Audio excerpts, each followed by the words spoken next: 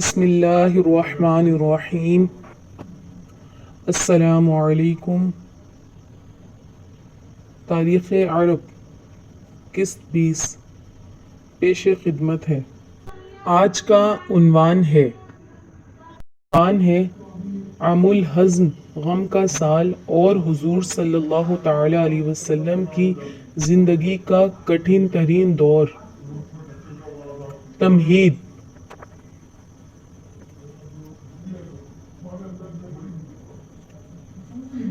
ناظرین، تاریخ عرب اور تاریخ اسلام کے اس مستند سلسلے کی قسط 20 میں خوش آمدید۔ پچھلی قسط میں ہم نے دیکھا کہ کس طرح مسلمانوں نے شعب ابی طالب میں 3 سال سخت ترین محاصرہ جھیلا اور نبوت کے 10ویں سال یہ آزمائش غیبی مدد سے ختم ہوئی۔ لیکن اس طویل محاصرے، بھوک اور سختیوں نے حضور رسول اکرم صلی اللہ تعالی علیہ وسلم کے 2 سب سے بڑے مخلصین کی صحت کو شدید متاثر کیا تھا۔ اس قسط میں ہم تاریخ اسلام کے اس سال کا ذکر کریں گے جسے خود نبی کریم صلی اللہ تعالی علیہ وسلم نے عام الحزن یعنی غم کا سال قرار دیا، جب آپ صلی اللہ تعالی علیہ وسلم پر دکھوں کے پہاڑ ٹوٹ پڑے۔ شفیق چچا ابو طالب کی وفات۔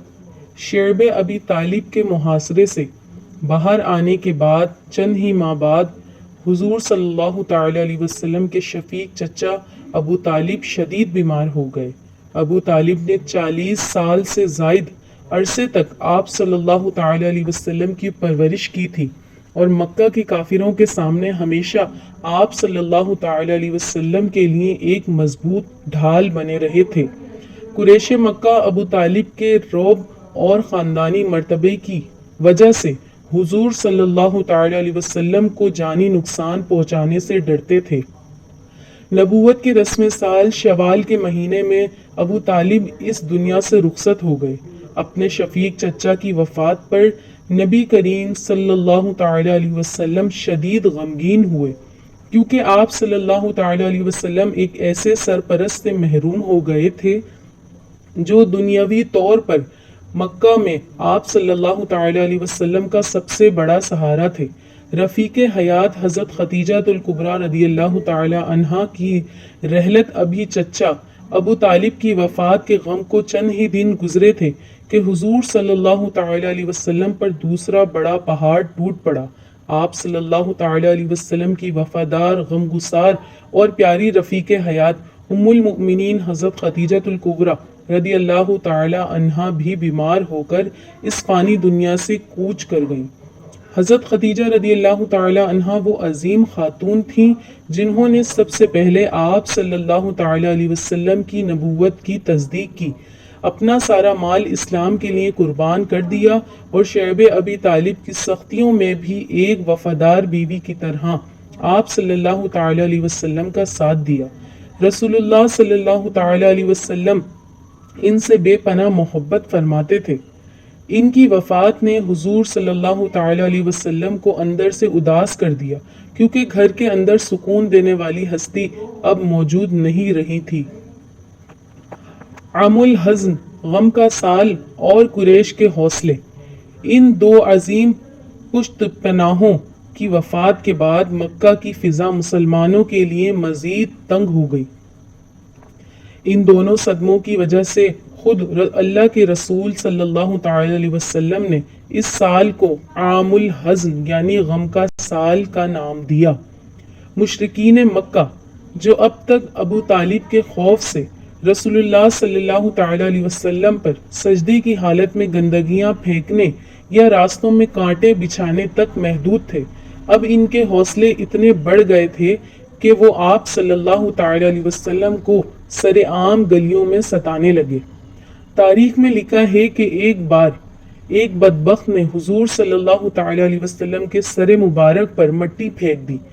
آپ صلی اللہ تعالی علیہ وسلم اسی حالت میں گھر تشریف لائے تو آپ صلی اللہ تعالی علیہ وسلم کی صاحبزادی نے روتے ہوئے سر مبارک کو دھویا۔ اس وقت آپ صلی اللہ تعالی علیہ وسلم نے فرمایا، بیٹی نہ رو، اللہ تمہارے باپ کا محافظ ہے۔ قریش نے ابو طالب کی زندگی میں مجھ سے ایسا سلوک کرنے کی ہمت نہیں کی تھی۔ طائف کے سفر کی طرف اشارہ۔ ناظرین، مکہ میں جب ظلم حد سے بڑھ گیا اور دعوت اسلام کے راستے بظاہر بند ہونے لگے تو اللہ کے نبی صلی اللہ تعالی علیہ وسلم نے مایوس ہونے کے بجائے اپنے رب کے حکم سے مکہ سے باہر دوسرے شہروں کا رخ کرنے کا فیصلہ کیا۔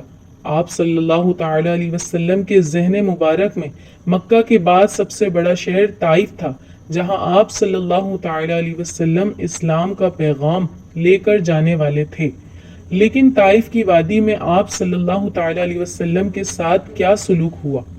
یہ تاریخ کا ایک ایسا واقعہ ہے جسے سن کر آج بھی مومنوں کی آنکھیں اشکبار ہو جاتی ہیں۔ اختتامیہ۔ ناظرین، قسط نمبر 20 کا یہ واقعہ ہمیں بتاتا ہے کہ اللہ کے سب سے محبوب نبی صلی اللہ تعالی علیہ وسلم پر بھی زندگی میں کتنے کٹھن دور آئے۔ اگلی قسط میں ہم ذکر کریں گے کہ سفر طائف اور وہاں کی لازوال داستان صبر کا۔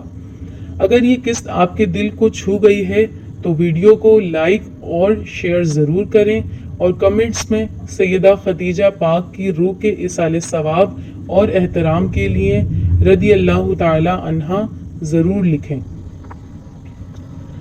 ہمارے چینل کو سبسکرائب کرنا نہ بھولیں۔ آج کے لیے اتنا ہی، ملتے ہیں اگلی قسط میں۔